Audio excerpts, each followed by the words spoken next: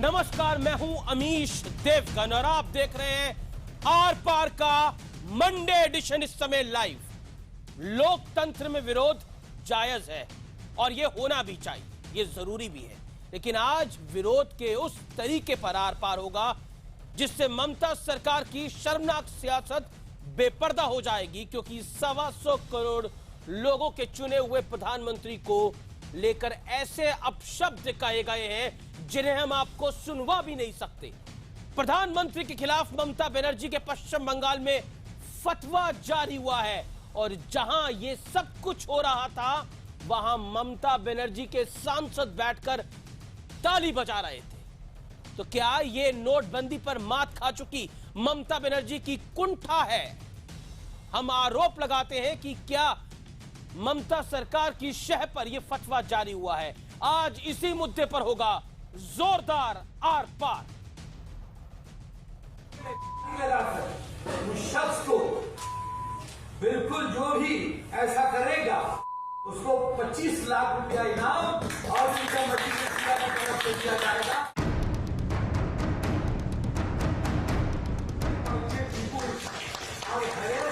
And facing problem for demonstrations, maximum people of India now want to see Mamata Banerjee as a Prime Minister. नोटबंदी पर सियासत का ये सबसे शर्मनाक चेहरा है। एक मौलवी साहब पीएम के खिलाफ फतवा जारी कर रहे हैं। पीछे पश्चिम बंगाल की मुख्यमंत्री ममता बनर्जी का पोस्टर लगा है। कोलकाता की एक मस्जिद के शाही इमाम सैयद मोहम्मद नूरुर रहमान बरकती पीएम के खिलाफ फतवा जारी करते हुए अब शब्द कह रहे हैं और उनके बगल में बैठे ममता बनर्जी के सांसद इदरीस अली मेज थपथपा रहे हैं। पीछे समर्थक तालियां बजा रहे हैं। आपको बता दें कि ये इमाम साहब ममता बनर्जी के बेहद करीबी हैं। बरकती साहब बहुत ही रेस्पेक्टेड क्लर्जी है, क्लेरिक है। उसको खिलाफ बीजेपी तो बराबर है क्योंकि वो तृणमूल को सपोर्ट करते हैं, लेकिन वो टीपू सुल्तान मस्जिद का इमाम है, लोग बहुत उनको मानते हैं। प्रधानमंत्री के बारे में अपशब्द इस तरह से आपके लोग बोल रहे हैं जिन शब्दों को हम कैमरे के सामने नहीं बोलना चाहते। ममता बनर्जी पूरी तरह से हताश हैं, निराश हैं। वो किसी भी कीमत पर वहां पर आग लगाना चाहती हैं। जिन इमाम साहब की तारीफ में टीएमसी नेता कसीदे पढ़ रहे हैं वो आतंकी ओसामा बिन लादेन की आत्मा की शांति के लिए 5 साल पहले विशेष नमाज अदा कर चुके हैं। पीएम के खिलाफ अपशब्द कहने को लेकर इन पर शिकायत दर्ज हो चुकी है, लेकिन कार्रवाई करने के नाम पर ममता सरकार अब तक सो रही है। तो सवाल यही है कि क्या यह फतवा ममता सरकार की शह पर जारी हुआ? आखिर फतवा जारी करने वाले इमाम के खिलाफ कार्रवाई कब होगी? आज इसी मुद्दे पर होगा आर पार।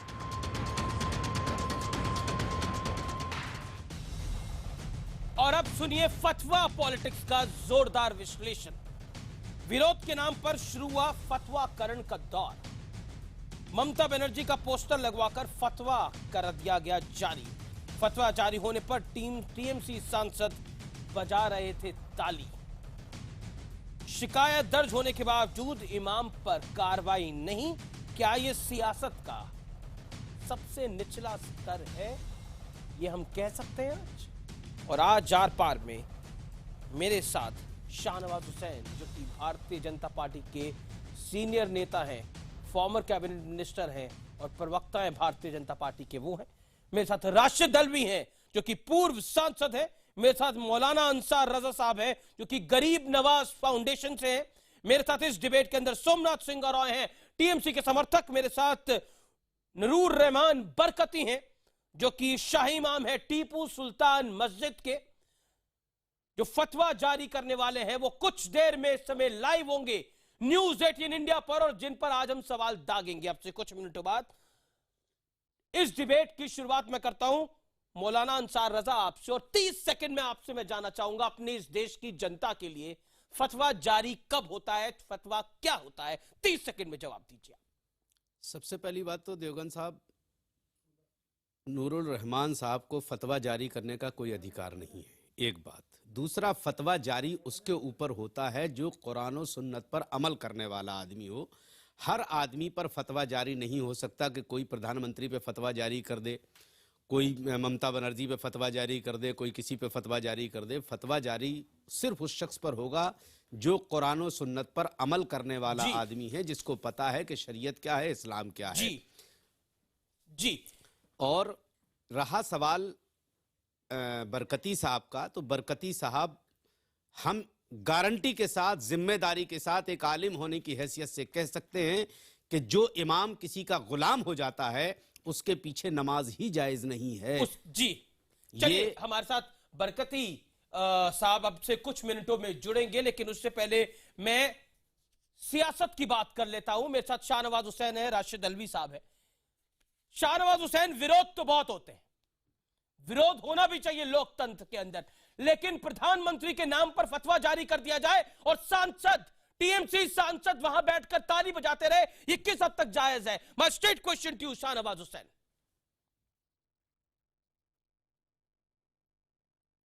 देखिए, ये पूरी तरह से जुल्म है, ज्यादती है इस मुल्क के लोगों पर। प्रधानमंत्री एक व्यक्ति नहीं बल्कि पूरे हिंदुस्तान के रहनुमा है, 125 करोड़ लोगों की आवाज है, हिंदुस्तान के चेहरा है, वो सबके हैं और उनको किसी जात और मजहब में जोड़कर नहीं देखा जा सकता। लेकिन इस मुल्क में किसी को ये हक नहीं है कि हमारे प्रधानमंत्री जो भारत का वजीर आजम हो उसको कह दिया जाए कि उसके बारे में जो शब्द कहा गया मैं बोल भी नहीं सकता। मैं नहीं चाहता कि उसको लेकर गम और गुस्सा इतना बढ़ जाए कि बहुत बड़ी दिक्कत खड़ी हो जाए, लेकिन जिस तरह की बात कही गई वो पूरी तरह शर्मनाक है। और वहां टीपू सुल्तान मस्जिद के इमाम को ये कोई हक नहीं है कि मुल्क के वजीर आजम के खिलाफ ये बात कहे, और वो भी वजीर आजम जो हिंदुस्तान में काले धन के खिलाफ लड़ाई लड़ रहे हैं। हिंदुस्तान के अंदर अगर उनको फतवा देना था तो उस पर देना चाहिए था। हिंदुस्तान के बहुत सी दिक्कतों के बारे में आज तक नहीं बोले, लेकिन इस तरह की बात कहना और उसमें टीएमसी के एमपी का वहां मौजूद रहना, ममता जी की वहां पर तस्वीर लगाना, हम संयम बरतते हैं लेकिन किसी को ये मुल्क इजाजत नहीं दे सकता कि वो हमारे संयम का, हमारे सब्र का इम्तहान ले। सब्र का पैमाना लबरेज हुआ है। इस तरह की बात ये दर्दनाक है। क्या इस मुल्क के वजीर आजम के खिलाफ इस तरह की बात की जाए, ये कहीं से भी स्वीकार नहीं है। इसकी हम मजम्मत करते हैं, निंदा करते हैं और इसके लिए जिम्मेदार तृणमूल कांग्रेस को मानते हैं। जी, मैं अब रुख कर लेता हूं बरकती साहब का, जिन्होंने खुद फतवा जारी किया है। बरकती साहब, आपकी हिस्ट्री मैंने पढ़ी और मैं इस देश की जनता को भी बताना चाहूंगा, अपने व्यूअर्स को भी बताना चाहूंगा कि आपका इतिहास क्या है। आप पहले ऐसे शख्स बने, हो सकता है तालिबान में ऐसे किसी ने किया हो सकता है पाकिस्तान में ऐसा किसी ने किया हो, जिसने ओसामा बिन लादेन के मरने पर नमाज अदा करी। और अब आप प्रधानमंत्री नरेंद्र मोदी के खिलाफ फतवा जारी कर रहे हैं। किस खुशी में? नोटबंदी की वजह से। और आप कह रहे हैं कि इस मुल्क में ममता बनर्जी को प्रधानमंत्री बनना चाहिए। लोकतंत्र में सबको अधिकार है कि वो प्रधानमंत्री बन सकता है, आपको भी अधिकार है कि आप प्रधानमंत्री बन जाए, लेकिन आपको जनता को प्रधानमंत्री बनाना चाहिए। मैं आपसे जानना चाहता हूं, जो आपने हरकत करी उसमें बरकत तो कहीं नहीं थी। क्या आपको लगता है कि आपको इस देश की जनता से, आवाम से माफी मांग लेनी चाहिए? और मैं आपको वार्न कर रहा हूं आपसे इंटरव्यू करने से पहले, आपको डिबेट में लाने से पहले, कि अगर आप शब्द बोलेंगे तो मैं आपको बोलने नहीं दूंगा। आपका जवाब। बैठूंगा क्यों? मैं बैठूंगा क्यों आपके लिए? बताइए। आप मुझे ये बताइए कि मैंने कोई गोली मार दी, या मैंने किसी इशरत जहां का कत्ल कर दिया, या मैंने गुजरात में किसी की जान मार दी, या मैंने कश्मीर को बर्बाद कर दिया, या मैंने हिंदुस्तान में बाबरी मस्जिद गिरा दी, या मैंने शरीयत को ख़त्म करने का प्लान कर दिया, या मैंने ये कहा कि आप हिंदुस्तान में मुसलमानों को भगा दीजिए, स्पेन बनाइए? किसने कहा ये? आप इतनी सारी बातें बोल रहे हैं, किसने बोला ये? ओसामा बिन लादेन के लिए नमाज अदा करना सही था? ओसामा बिन लादेन के लिए नमाज अदा करना सही था? आप लोगों ने बाबरी मस्जिद गिराई, शर्म नहीं आती बात करने में? है शर्म नहीं आती? हिंदुस्तान को बर्बाद किया तुम लोगों ने और कहते एक शब्द बोलने नहीं देंगे। हैं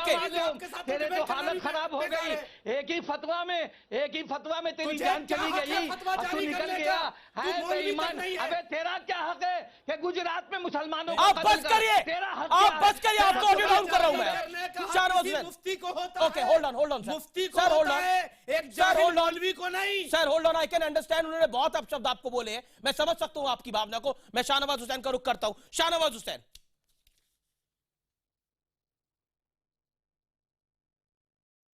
शाहनवाज हुसैन, देखिए, कहीं से भी शालीनता नहीं छोड़नी चाहिए। अमीश देवगन जी, आपने मुझे ये नहीं बताया था कि यहाँ पर डिबेट ऐसी होने वाली। मैं आपसे कहता हूँ कि आप अपनी बात को शालीनता से कह सकते हैं। हमें इस बात पे एतराज़ है कि जो मुल्क के वज़ीर आज़म हैं, उनके लिए इस तरह की बात आप लाइव नेशनल टेलीविज़न पर अगर कहेंगे तो इससे मुल्क में अच्छा माहौल नहीं बनेगा। मुझे इस पर बहुत एतराज़ है। इस तरह की डिबेट में हिस्सा नहीं लिया जा सकता है।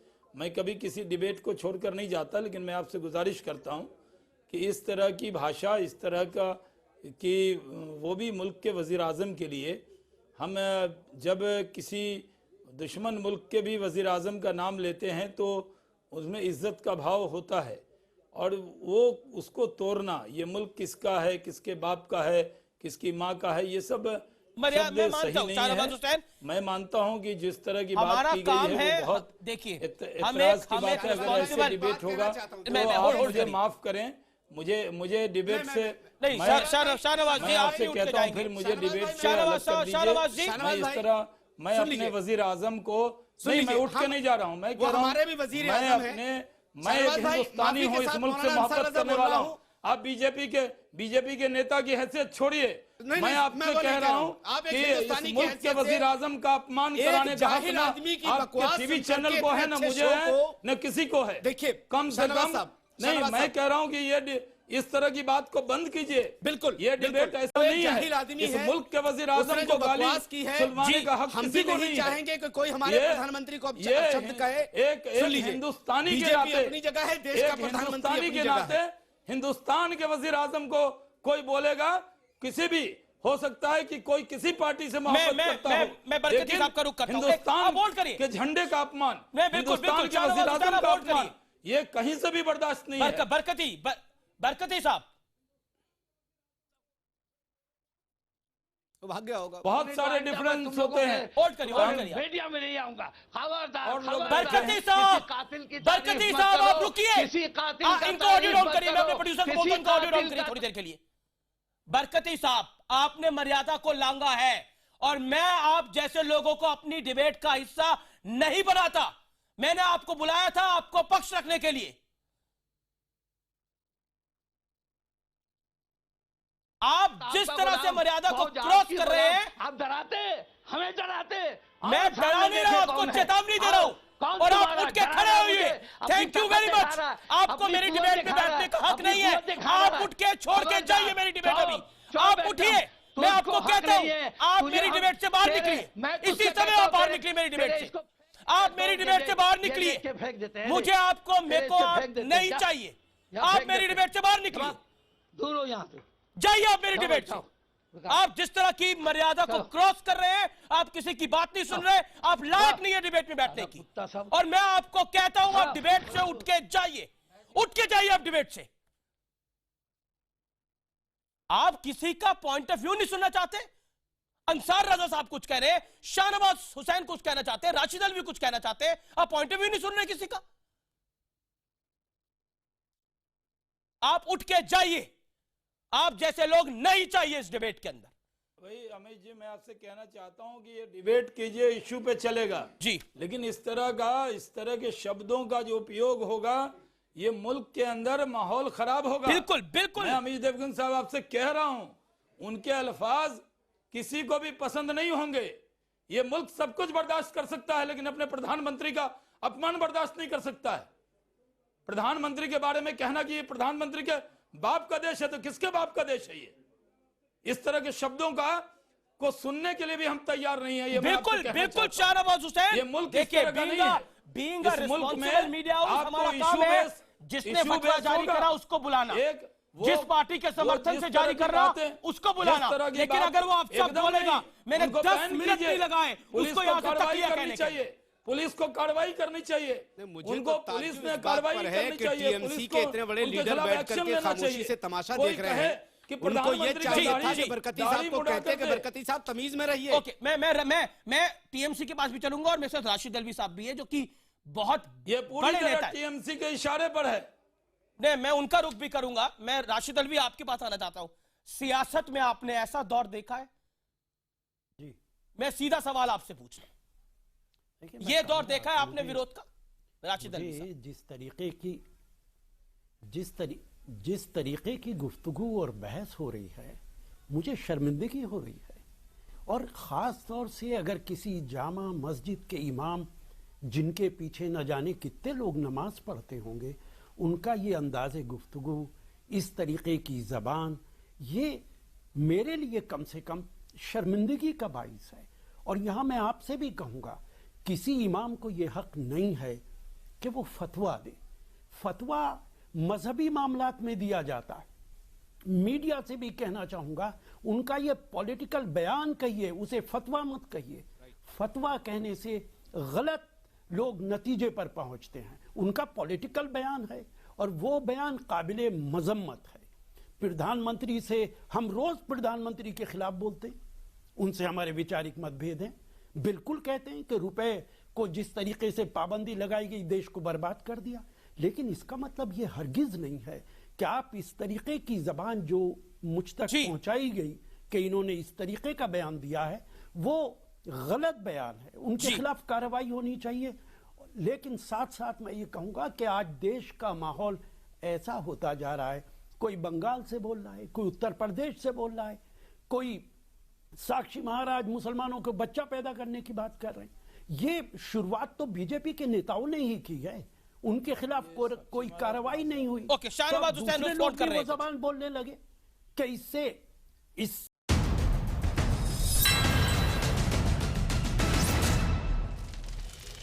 आर पार आज आप देख रहे हैं, और आज आर पार में हमने एक गेस्ट को यहां से भगा दिया क्योंकि उसने इतने अपशब्द बोले कि सहन करना वो मुश्किल हो गया था। और ऐसे गेस्ट को हम गेस्ट नहीं मानते। मैंने उनको पहले वार्निंग दी थी कि आप मर्यादा में रहिएगा। हमें पता था वो मर्यादा कई बार क्रॉस कर जाते हैं, इसलिए उनको यहां से भगा दिया गया। और वो थे टीपू सुल्तान मस्जिद के इमाम बरकती साहब। मैंने बहुत सम्मान दिया, बहुत उनसे सवाल पूछे, लेकिन उन्होंने मर्यादा का हनन करा।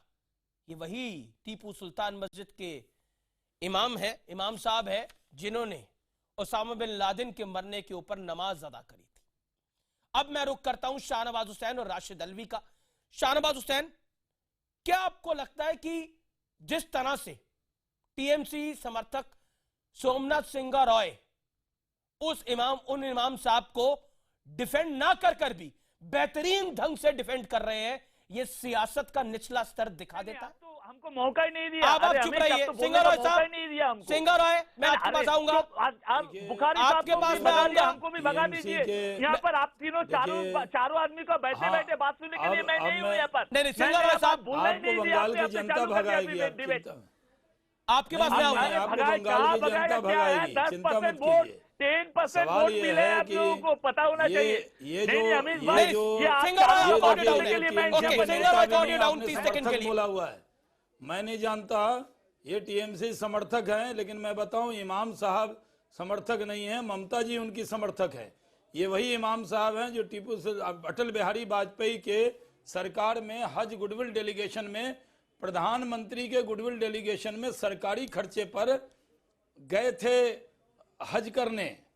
तब बीजेपी उतनी बुरी इनको नहीं लगती थी तब, और मैं ही उस डेलीगेशन में लीडर था।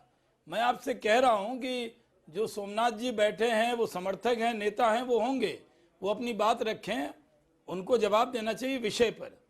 लेकिन मैं आपको कह रहा हूं, मैं बंगाल को अच्छे से समझता हूं। वहां पर जब आप कैसे बच सकते हैं? ममता जी की तस्वीर लगी है, आपके एमपी बैठे हैं, प्रधानमंत्री के खिलाफ फतवे का ऐलान हो रहा है।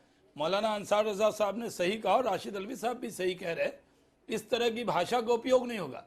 आप डिबेट कीजिए ना, गुजरात पे डिबेट करना और विषय पे डिबेट करना, आप डिबेट कीजिए, शालीनता से डिबेट कीजिए। जी। लेकिन क्या ममता जी विरोध करते करते, जिनके राज में नारदा हुआ, शारदा हुआ, उनके एमपी जेल गए हैं, आप विरोध करते करते ऐसा करेंगे कि इमाम को सामने करके मोदी जी जो हिंदुस्तान के वजीर आजम हैं, प्रधानमंत्री हैं, उनका ऐसा अपमान करवाएंगे और आप डिसऑन कर देंगे, नहीं वो अलग से ऑर्गेनाइजेशन है।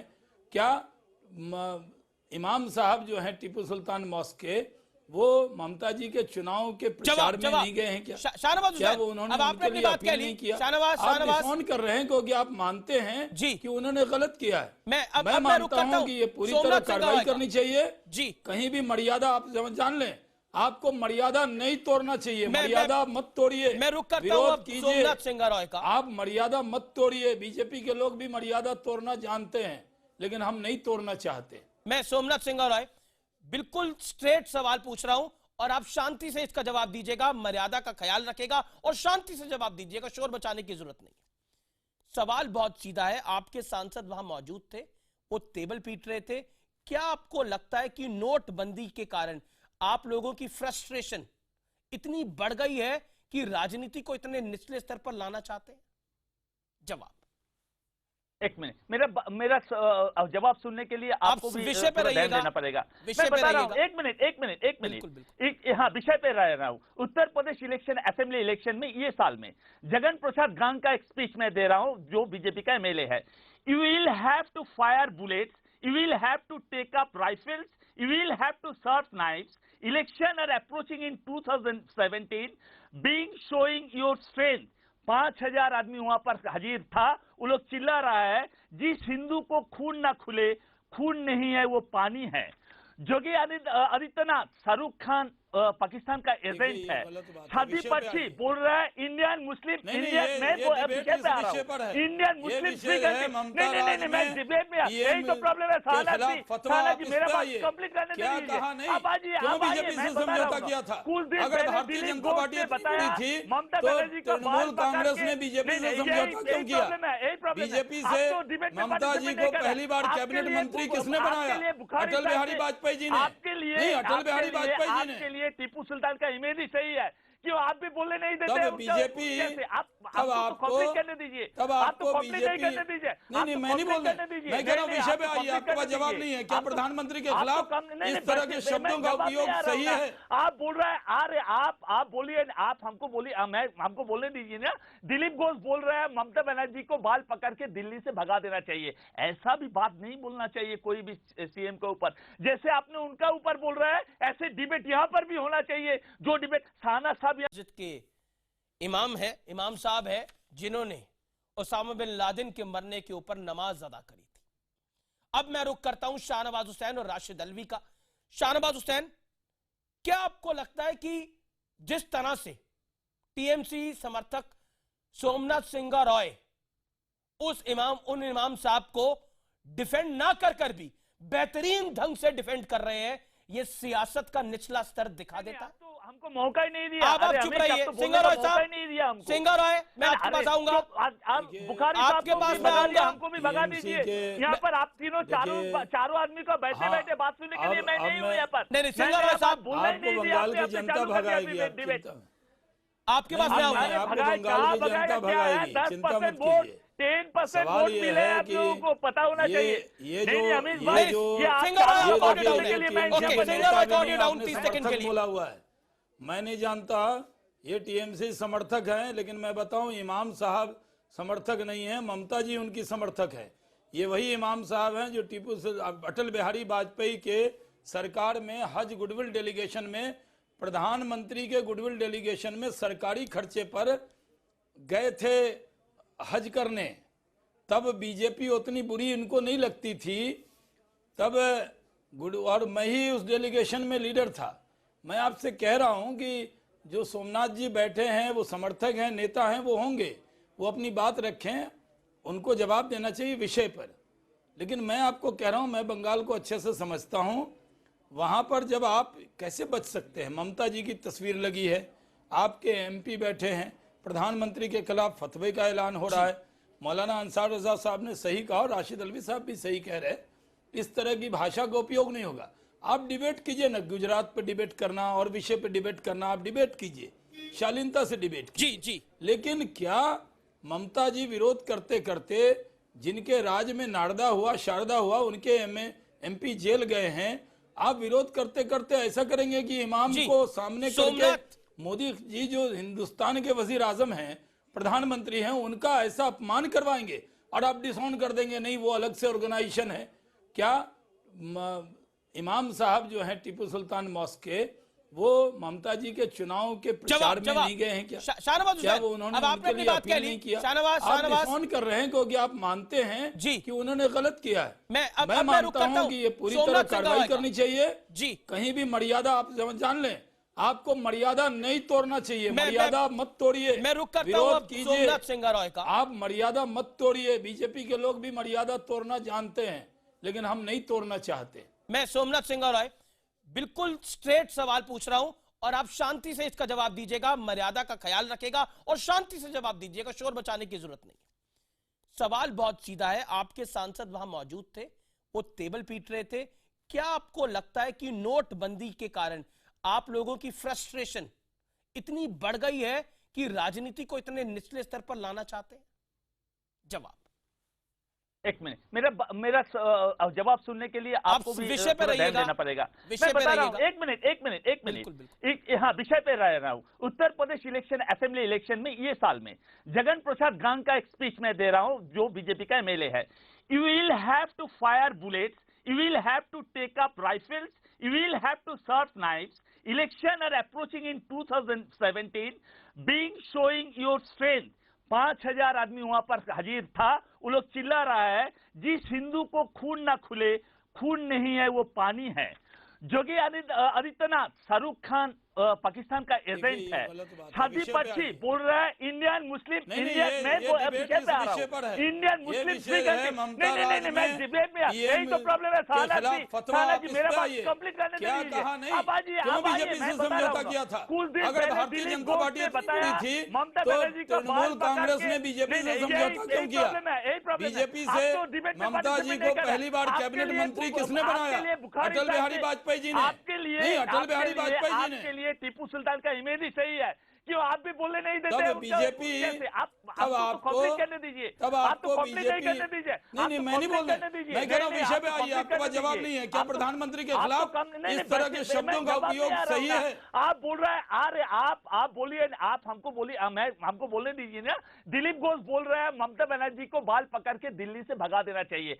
ऐसा भी बात नहीं बोलना चाहिए कोई भी सीएम के ऊपर। जैसे आपने उनका ऊपर बोल रहे हैं, ऐसे डिबेट यहाँ पर भी होना चाहिए। जो डिबेट शाहना साहब यहाँ पर बैठा है, उसके एमपी बोल रहा है ये इंडिया फ्री, मुस्लिम फ्री कंट्री होना चाहिए। गिरिजा सिंह ने बोल रहा है ये आपको वहां पर इलेक्शन में शायद सिंह वर्मा बोल रहा है Muslim do not vote the BJP. Maulana Ansar रजा कुछ कहना चाहते हैं? सोमनाथ सिंगारॉय, आपने अपनी बात कह ली। देखिए, मैंने आपको पूरा मौका दिया, आप 1 मिनट से ज्यादा से बोल रहे हैं। पूरी तरह पीएम के खिलाफ। अरे प्रधानमंत्री को हिंदुस्तान के लोग मोहब्बत करते हैं, ऐसे फतवे ना तो जायज है, ना ऐसे फतवों का कोई महत्व है। और ऐसे जिस तरह का क्यों इस तरह के शब्दों का उपयोग, तस्वीर लगा के अपने एमपी को बैठा कर इस तरह की बात कहेंगे? आप इस पर जवाब दीजिए। जिस बात पर मेरे पार्टी के अगर किसी आदमी ने सवाल किया तो मैं जवाब दूंगा, लेकिन जिस तरह के शब्दों का उपयोग किया गया उसकी निंदा करनी चाहिए। आप निंदा नहीं कर रहे हैं। ये जानबूझ के पूरी तरह स्क्रिप्ट लिखाया गया है। ये जानबूझ कर लिखकर ये प्रधानमंत्री के खिलाफ जिस तरह की भाषा का उपयोग तृणमूल के लोग कर रहे हैं। बंगाल के अंदर आपने धूलागढ़ किया। बंगाल के अंदर आपके एमएलए के नेतृत्व में हिंदुओं पर जुल्म हुआ, आपने आवाज उठाई। हम दंगों की मजम्मत करते हैं, लेकिन जिस तरह हावड़ा के अंदर आपने इतनी बड़ी ज्यादती की, आपका एमएलए वहां भी मौजूद था। अभी आपने प्रधानमंत्री के खिलाफ अफसर को बुलाया, वहां भी आपका आदमी मौजूद था। क्या करते हैं इस तरह के शब्दों का उपयोग? आप दोनों का मेरा निवेदन है, हमारे नेता देखिए मेरा आप दोनों का निवेदन है, बहस को शालीनता से करा जाए। एक एक करके आप लोग बोले। व्यूअर को समझ ही नहीं आ रहा आप क्या बोलना चाह रहे हैं। राशिद अलवी साहब वेट कर रहे हैं, मौलाना अंसार रजा वेट कर रहे हैं। मैं राशिद अलवी से राय ले लूं, फिर मौलाना अंसार रजा। मैं आपके पास आता हूं, मैं आपके पास आऊंगा, मेरा प्रॉमिस है, मैं आपके पास आऊंगा। सोमनाथ सिंगारॉय, अब आप शांत बैठिएगा थोड़ी देर के लिए। राशिद अलवी साहब, मैं आपका रुख करना चाहता हूं। आपको लगता है कि लोकतंत्र में, मैं कहूं जी क्या कहना चाह रहे हैं आप? लोकतंत्र के अंदर शालीनता सबसे ज्यादा जरूरी है, और क्या आपको लगता है इस फतवाकरण के चलते उच्च शालीनता को बहुत बड़ा डेंट मिला है? बेसिकली हम हिंदुस्तान को डेंट कर रहे हैं और किसी को नहीं कर रहे, भारत को डेंट कर रहे हैं इस तरह की राजनीति कर। देखिए न सिर्फ लोकतंत्र के अंदर टीवी की बहस में भी शालीनता को हाथ से नहीं छोड़ना चाहिए। कम से कम लोग सुने तो सही कौन क्या कह रहा है, तभी तो वो आपके बारे में अपनी राय बना पाएंगे। आप टीएमसी के आदमी को भी, जो एमपी हैं, जो भी हैं, उन्हें भी बोलने का मौका दीजिए। एक दूसरे पे इस तरीके का हमला करना मुनासिब नहीं है। यहां पे मैं एक बार कह चुका कि ये स्टेटमेंट निंदनीय है और ये फतवा नहीं है, ये एक पॉलिटिकल स्टेटमेंट है। इसमें थोड़ा सा टीवी चैनल्स को समझने की जरूरत है। राशिद अलवी साहब, फतवा सिर्फ मजहबी मामलात में दिया मैं जा आपको सकता है। बताऊं, टीपू सुल्तान मस्जिद, टीपू सुल्तान मस्जिद के इमाम ने खुद बोला ये फतवा है। हो सकता है मौलाना अंसार रजा इसमें ज्यादा प्रकाश डाल सकते हैं। सुनिए ना, एक मिनट मेरी बात सुनिए। जी अलवी साहब, वो इमाम साहब अगर जो बोल रहे हैं क्या वो सच बोल रहे हैं? फतवा सिर्फ वो दे सकता है जो मुफ्ती हो, बाकायदा पढ़ा हो, शरीयत और मजहब के हिसाब से दे सकता। शाहनवाज साहब भी इसे जानते हैं, वो भी मेरे बात से इत्तेफाक करेंगे। लेकिन सवाल ये है, इमाम जो कुछ बोल रहे हैं निंदनीय है, लेकिन भारतीय जनता पार्टी की सरकार है, नरेंद्र मोदी की मोहब्बत तो कोई नहीं करता शाहनवाज साहब, लेकिन इज्जत सब करते प्रधानमंत्री की हैसियत से। लेकिन जो उत्तर प्रदेश के आपके बीजेपी के नेता बोलते हैं, उनके खिलाफ कभी आपने कार्रवाई की? आपने कभी कहा कि जो गोरखपुर का एमपी गंदी जबान बोलता है उसके खिलाफ आपने कभी एक लफ्ज कहा? आपने कभी, अभी कल ही जो बयान दिया है, ये सारे लोग हैं। ओके, शाहनवाज हुसैन कुछ कहना चाह रहे हैं। मजहब को, शाहनवाज हुसैन 30 सेकंड दूर रखिए। एक मिनट। जी जी, धर्म को दूर रखिए। अगर आप मजहबी राजनीति करेंगे तो इसी तरह भुगतना पड़ेगा। और एक मिनट शाहनवाज, आपने कहा कि आपने उन्हें हज को भेजा था। क्यों भेजा था हज को आपने? आप क्यों हवा देते हैं इस तरीके के लोगों को? अगर आज उन्होंने बयान दिया है, मुझे मालूम नहीं था, तो आप भी जिम्मेदार हैं। आपने क्यों हज पे भेजा? शाहनवाज हुसैन जवाब के अंदर आपने राशिद अलवी साहब, शाहनवाज जी का जवाब सुन लेते हैं। आपको सपोर्ट किया उन्होंने बीजेपी। मैं आपको कह रहा हूं, मैं जवाब दे दूं राशिद भाई। मैंने आपसे कहा कि ममता जी जब सरकार में थी, जी, तो ममता जी ने उनका नाम हज गुडविल डेलीगेशन में वाजपेयी सरकार में रिकमेंड किया और वो तब गए थे। बीजेपी के बारे में जो उनकी राय है, वो अगर बीजेपी से इतनी खफा थे तो भारतीय जनता पार्टी के साये से दूर रहना चाहिए था। वो दूसरी बात, मैं आपकी एक राय से इत्तेफाक रखता हूं कि किसी को भी अपने इस तरह के फतवे देने का हक नहीं है, और वो भी नोटबंदी पर पीछे पॉलिटिकल पार्टी के नेता की तस्वीर लगाकर वो मस्जिद में नहीं दे रहे। ये मैं आप एक बात क्लियर कर दूं, उन्होंने ये बात एक प्लेटफॉर्म पर जहां पर ममता जी की तस्वीर लगी है, बगल में ममता जी का एमपी बैठा है, भले ममता जी समर्थक जो व्यक्ति बैठे हैं वो उसको डिनाई करें, लेकिन ये ममता जी के फोरम पर इस तरह की जबान बोली गई है, हमारा इस पर इतराज़ है। अब आपने सही कहा, हमारे नेता से आपकी मोहब्बत हो ना हो, लेकिन इस मुल्क के वज़ीर आज़म पर 125 करोड़ लोग उनकी इज्जत ज़रूर करते हैं। और मैं तो कह रहा हूँ, आप मोहब्बत करें न करें, लेकिन इस मुल्क की आवाम उनसे बहुत मोहब्बत करती है। मैं जिम्मेदारी से कहता हूँ कि आपने राशिद भाई एक सवाल पूछा कि आपने हमारे नेताओं ने, हमारे बस राशिद भाई का जवाब दे दूं जी 15 सेकंड। उन्होंने सवाल पूछा कि आपके नेता बोलते हैं, आपने क्या कार्रवाई की? पहली बार जो बयान आया, हमने तुरंत कहा कि बीजेपी का बयान नहीं है। बीजेपी ने उस बयान से अपने आप को अलग किया। भारतीय जनता पार्टी मानती है सबका साथ सबका विकास। हमारे नेता नरेंद्र मोदी जी ने कहा, जब उनसे एक रिपोर्टर ने पूछा था कि ओसामा बिन लादेन का जवाहिरी कहता है कि हिंदुस्तान के मुसलमानों को अलकायदा में शामिल करेंगे, तो प्रधानमंत्री ने कहा, ये इस मुल्क का मुसलमान इस मुल्क से मोहब्बत करता है, वो जिएगा हिंदुस्तान के लिए और मरेगा हिंदुस्तान के लिए, और हम सबका साथ सबके विकास में। जी शाहनवाज, तो जो मौलाना अंसार रजा कुछ कहना चाह रहे हैं, हमारे नेता का बयान याद नहीं रखते। कुछ बयान आ जाते हैं, मौलाना अंसार रजा चाहते हैं। मैं बैकग्राउंड बताना चाहता हूं। भारतीय जनता पार्टी मौलाना अंसार रजा को 125 करोड़ लोगों की पार्टी है, और नरेंद्र मोदी 125 करोड़ के नेता हैं। चंद लोग जी शाहनवाज जी, मेरे पास समय कम है।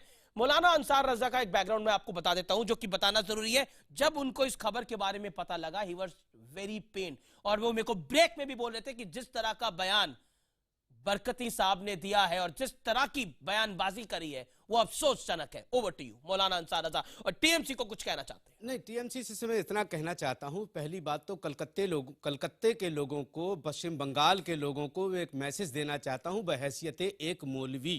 ये हमारा फतवा नहीं है, फतवा एक ओपिनियन होता है। मैं ओपिनियन दे रहा हूं कि जिस लैंग्वेज का इस्तेमाल नूरुल रहमान बरकती ने किया है, मसले के एतबार से कलकत्ते बंगाल के लोग सुन लें, उस इमाम के पीछे नमाज पढ़ना हराम है। नमाज हो ही नहीं सकती है बरकती के पीछे, जिस तरह का उन्होंने हराम जिसको टीएमसी कह रही है बड़े रिस्पेक्टेड मौलवी है वो।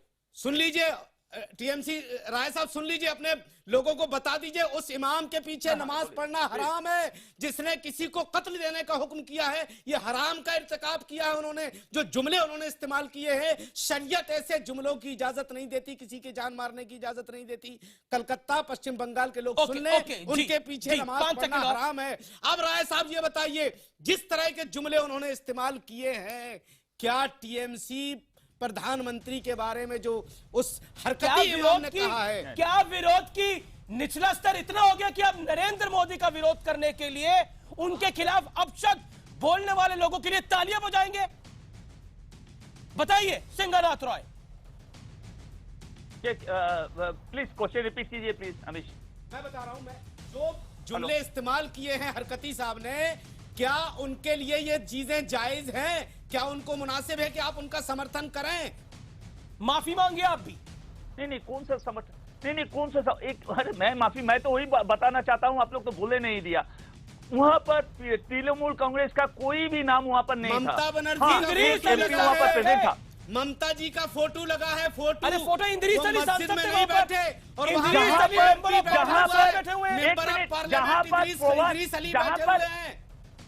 वो ताली बजा रहे हैं। हो गया ना चिल्लाना खत्म कीजिए। अभी बात सुनिए, जहाँ पर फवाद सिंह साहब, आप क्या बात कर रहे हैं? इंद्रिस अली वहां बैठे हुए हैं और आपको दिखाई नहीं दे रहा? इतनी भी विरोध में आंखें मत बंद करिए कि इस देश की मर्यादा चकनाचूर हो जाए।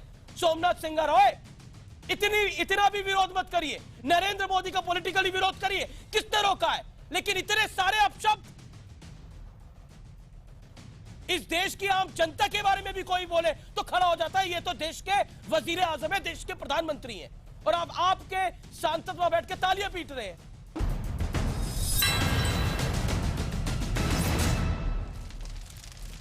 Welcome back. और अब आर पार का निष्कर्ष यानी कंक्लूजन, और आज का कंक्लूजन यही है कि लोकतंत्र में विरोध जायज है और होना चाहिए, लेकिन विरोध का लिहाजा मर्यादा मेंटेन करनी चाहिए। लेकिन आज बरकती साहब ने जो हरकत करी है उसको देख के तो यही लगता है उनको मर्यादा का ख्याल तो है ही नहीं, उनको शिष्टाचार का ख्याल भी नहीं है, यानी जो एक बेसिक एटिकेट्स होते हैं उसका ख्याल भी नहीं। और इसलिए आज उनको डिबेट से हमने रवाना कर दिया, भगा दिया। यही कहना चाहते हैं कि मर्यादा का ख्याल रखिए, नहीं तो इस देश की जनता जब मर्यादा भूलती है, कौन कहां खड़ा होता है हम सब जानते हैं। फिलहाल इस डिबेट को यहीं वाइंड अप करते हैं।